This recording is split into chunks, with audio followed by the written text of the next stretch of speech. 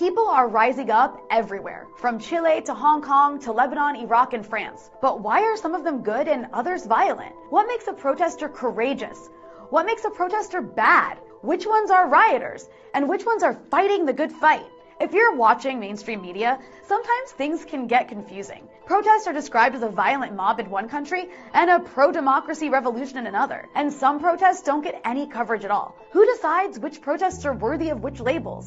And why? To help you navigate this confusion, here's my handy guide to worthy versus unworthy protests. First and most importantly, it's all about location, location, location. To all you protesters, rioters, and violent mobs out there, if you want that coveted peaceful protester label that garners nonstop headlines and Western adoration, it's crucial that you protest from a country or territory that's on the US State Department's hit list. Protest against the government in Venezuela, Iran, Nicaragua, or Hong Kong, and you're guaranteed to get the hero treatment in US media, and probably even some lavish funding from USAID. It literally doesn't matter why you're protesting. It could be for better living conditions or for a violent right-wing ideology, which in these places it usually is. You're pretty much guaranteed to be portrayed in a positive light no matter what you do, no matter how much violence you inflict. That's why the right-wing mobs that overthrew Bolivia's democratically elected socialist president Evo Morales were simply referred to as protesters, no matter how violent and racist their behavior was. Lucky for those right-wingers in Bolivia,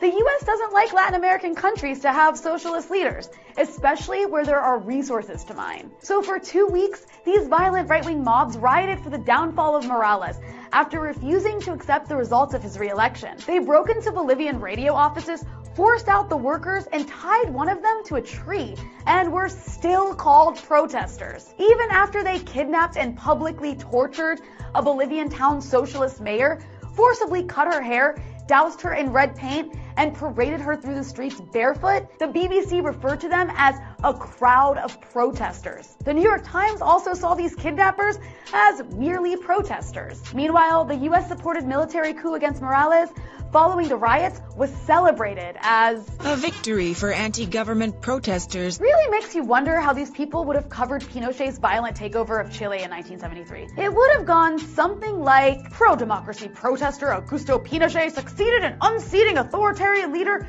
Salvador Allende.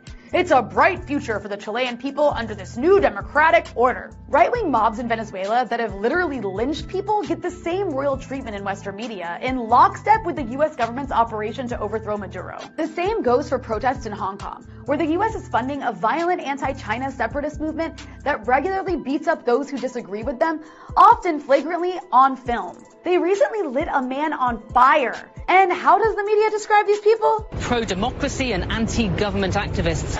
Peaceful demonstration inside. It was a peaceful protest of pro-democracy activists. These so-called pro-democracy activists haven't said much about democracy. They're just anti-China. Hence, they're good, lovable protesters. Speaking of which, for those of you protesting governments that are friends with the US, you're shit out of luck. You're not protesters, you're violent mobs of rioters. Or your protests are treated like they don't exist. In Chile, there were massive demonstrations in the streets against the austerity measures of Chilean President Sebastián Piñera, who sent in tanks to quell them. Security forces were blinding, torturing, and killing protesters. But Piñera is an ally of the US government and corporate interests. So unlike the demonstrators in Bolivia or Venezuela or Hong Kong, the protesters in Chile aren't protesting, they're... Rioting continued in spite of a curfew imposed for a second consecutive night. Looting and riots have spread across the country. The US government, for its part, blamed Russian meddling for stoking the protests in Chile, while praising the violent coup by their allies in Bolivia as a win for democracy. Kinda makes terms like protester and democracy meaningless, huh? Or how about the protests in Honduras against the US-supported government whose neoliberal regime has impoverished the country and encouraged the violent pillaging of its natural resources to the detriment of indigenous communities. But these aren't protesters, they're... An angry mob faces off with Honduran security forces. The same goes for protests against austerity in Ecuador, where US ally Lenin Moreno used violence to crush dissent and take more power. When these protests were covered, they were labeled as violent in the headlines. The protests in Iraq and Lebanon have really confused the White House. That's why they were quiet for so long, trying to figure them out. On the one hand, there are poor Shias. That's scary.